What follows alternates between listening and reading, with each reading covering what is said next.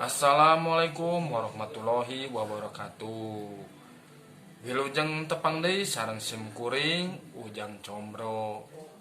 Dinu danget ieu simkuring bade macakeun deui caritaan dongeng. Kaleresan ayeuna judulna dongeng bahasa Sunda Si Kabayan Naik Haji. Mangga ka pamirsa wilujeng didangukeun.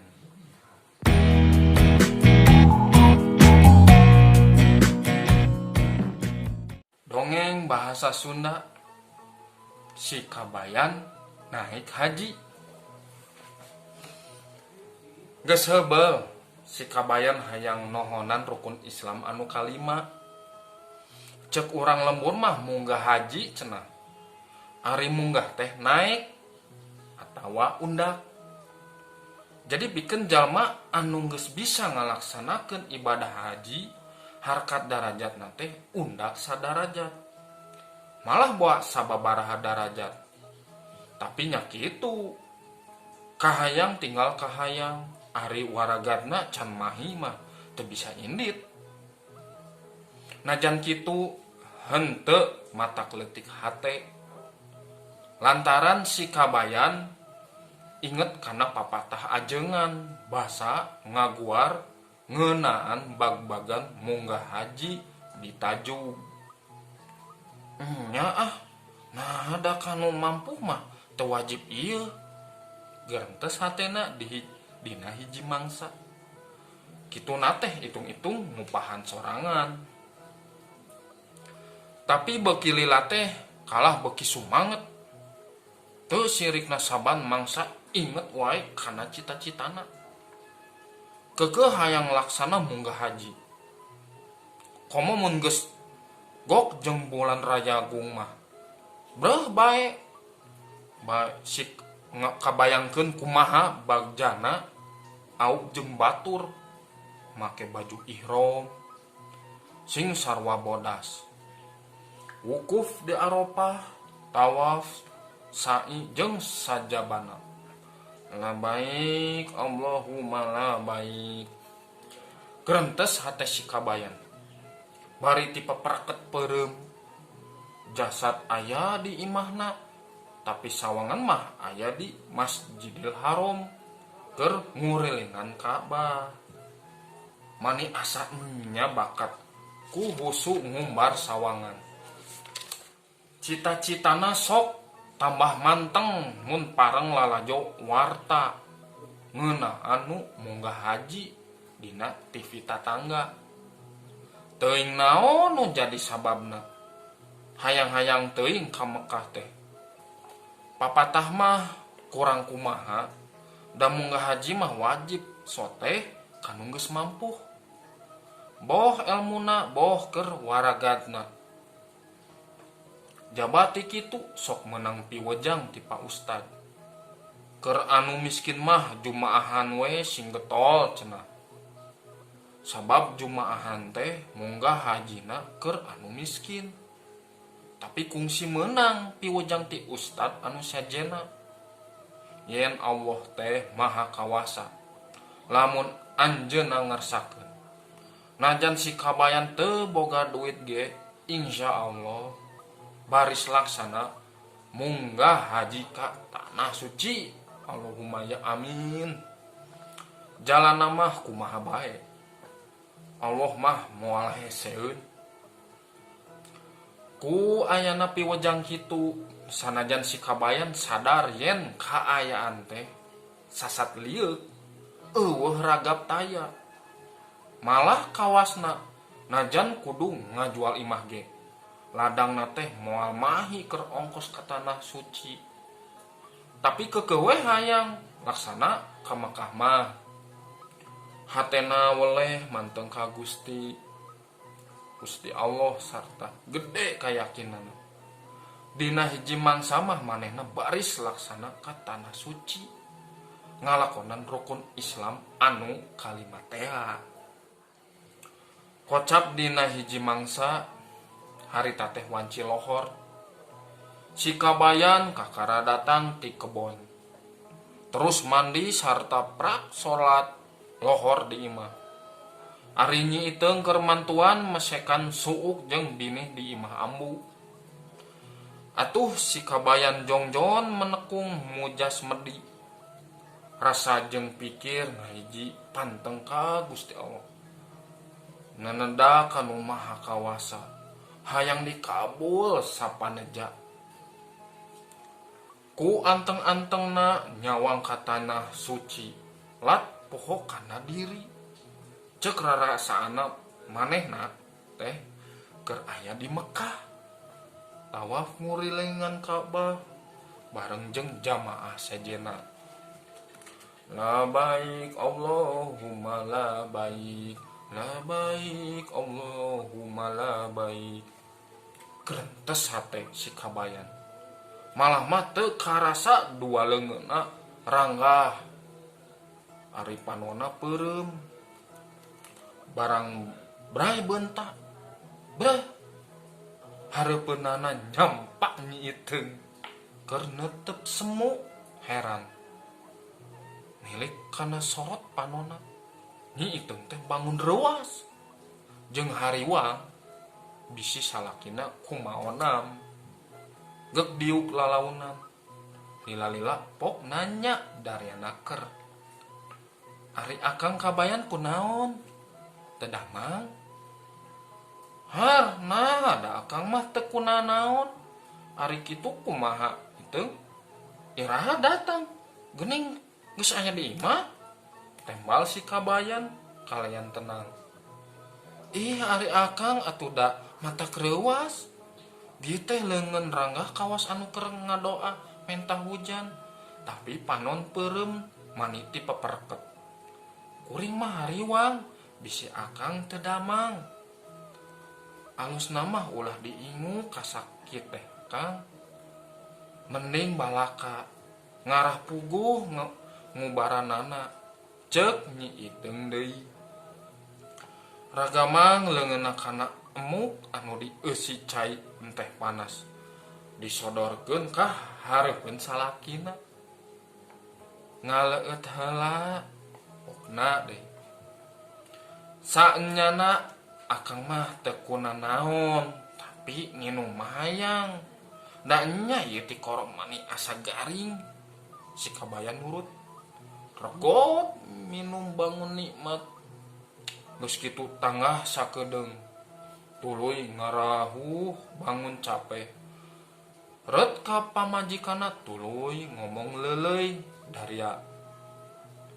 Teng, kumaha abah jeung ambu daramang?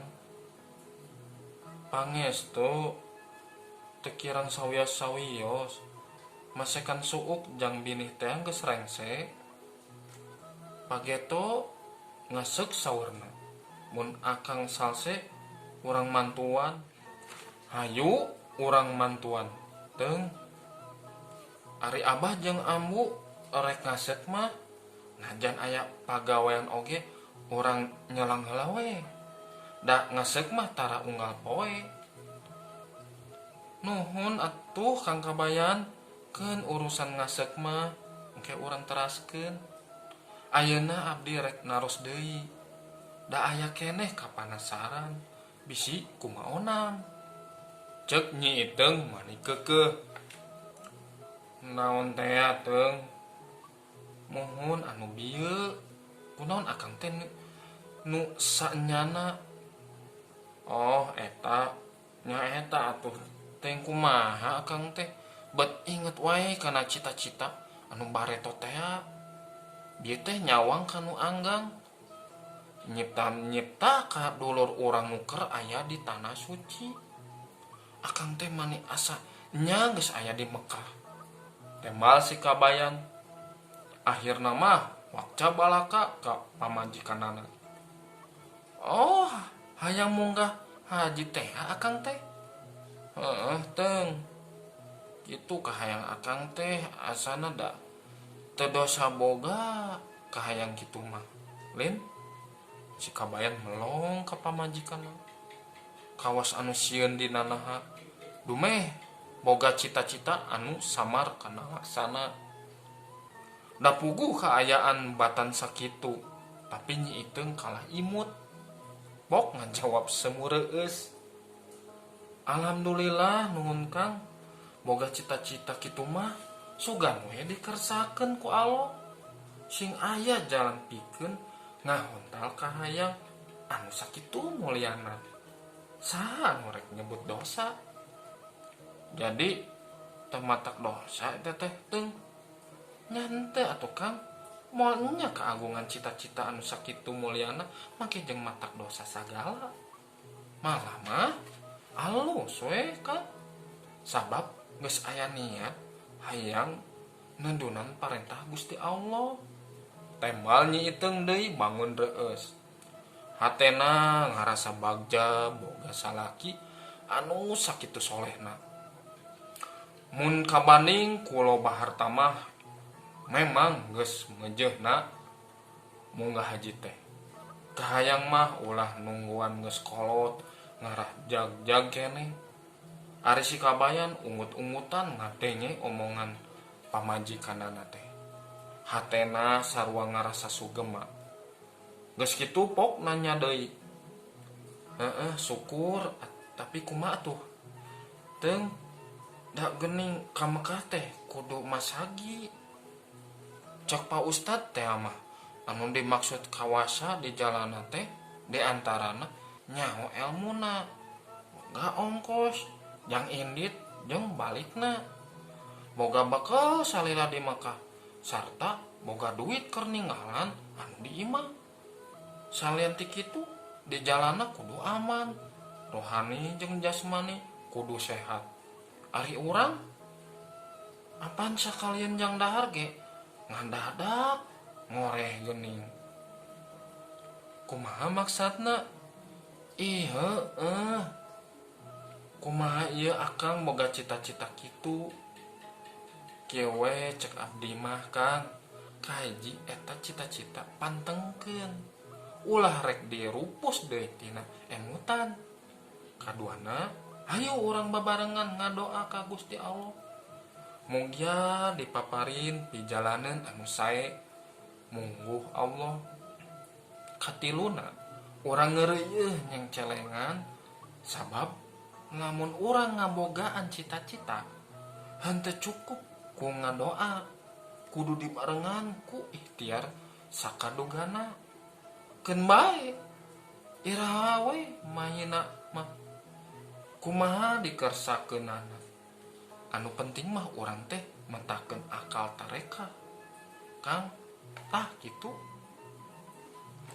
Si kabayan teu wasa ngomong deui bakat ku ator. Nyi Iteung dirangkul bari dicium tarangna. Alam dunia asa ngalegaan. Hate tambah ayem jeung tentrem. Pikiran asa caang ngarawangan. Memang can laksana indit ka Mekah mah. Tapi kebagjaan hate geus karasa ti ayeuna. Ti harita si kabayan beuki rik-rik mun tenang rejeki tara dibeakeun kabeh. Tapi diasukeun kana cengcelengan. Dina hiji mangsa meunang rezeki rada gede. Atuh balik di pagawean teh lempangna semurusuh. Hayang geura bebeja ka Nyi Iteung. Yen meunang milik. Tapi di perjalanan tepung jeung tukang jajaluk, pakaian rudin jeung tatambalan. Sirahna gundul. Eta jalma bari jeung rumanggiung nyamperkeun ka si kabayan. Pok ngomong mani ngelengis. Basihan Aden, emang tos 2 dinten teu mendakna da. Manawi aya maksud bade sedekah. Leungeun katuhunan namprak panona anu ceuleuyeung melong ka si kabayan. Nenjok kitu si kabayan ngahuleung. Hatena ngara kacak watir kanu jajaluk. Kawas nu kena ku tenung. Leungeun si kabayan ngodok saku song duit. dibikeun kanu jajaluk teh.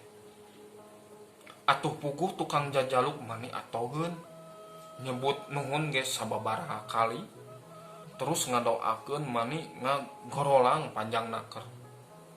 Geus lempang deui rumanggieung ku si kabayan dipelong nepi ka hilesna dina pengkolan. Barang datang ka imah si kabayan bingung. Menang sajongjongan mah ngahuleung we sabab asa boga hutang ka pamajikanana. Ari nyi iteung teu pati mirosea dianggapna biasa we. Sanggeus dipikir bolak-balik akhirna si kabayan balaka sajalantrahna kalayan ngarumasakeun salah teu bebeja heula ka pamajikanana. Tah kitu tadi teh teng akang hampura cek si kabayan mungkas omonganana. Ari nyi iteung anu disangka rek maido teh teu amek teu sing kalah atoheun we ngedenge beja kitu teh ti si Kang Kabayan. Akang Kabayan syukur teuing bisa nulung kanu butuh, bisa nalang kanu susah. Kuring mah moal maido jeung moal nyalakeun keun bae ulah ngarasa salah dumeh teu bebeja ka kuring. Da mana kitu ge lain rezeki urang, malah boa eta anu bakal manfaat dunya akhirat teh Kang. Tembal nyi iteung bari pepetah ngomongna nyaan ikhlas. Plong hate si kabayan mani ngemplong bakat ku bunga. Paroman marah mae asa bebas tina bang balu. Syukur teung akang teh bunga ngadenge kitu mah. Keun sugan we aya deui gantina. Amin. Cek nyi teung bari imut. Tah sakitu pamirsa dongeng di sim kuring ujang comro carita anu ngeunaan si kabayan naik haji. Kumaha resepnya caritana ieu si kabayan teh gaduh kahoyong naik haji. Nu naikeun eta teh ibadah ka Gusti Allah. Mungnya dinu caritan ieu mah si kabayan teh nganggo hoyong nama enggal-enggal nya nohonan rukun Islam anu kalimat tapi nya ningali deui kamampuan teh sanes dinu artos wae dinu kasiapan mental. Nya ibadah mah pastilah nya kana sagala rupina lah gaduh kahoyong mah leres komo deui kana nya soal ibadah naik haji. Nya lamun tos di pasien waktos nama insya Allah ku Allah ge digampilkeun jalan nama ku niat urang we ti ayeuna naon we ngerasakeun ikhtiar satiasa sakuatna. Misalkeun Allah tos marengkeun urang ibadah insya Allah lah kahoyong urang teh kaontal. Tapi nya ieu mah urang babarengan we masyan nya petuah lah saran nu positif nya kas sanes kanggo sim kuring we kanggo balarea pamirsa ujang combro kitu we sing digampilkeun dinu sagala urusanana eta nu penting mah mun kitu nya. Mangga atuh abdi salaku tukang dongeng bade amit heula nya amit mungkur amit mundur. Mungkin di lain waktu sim kuring bade masyan di dongeng anu sae. Mangga dipihatur ka pamirsa. Wassalamualaikum warahmatullahi wabarakatuh.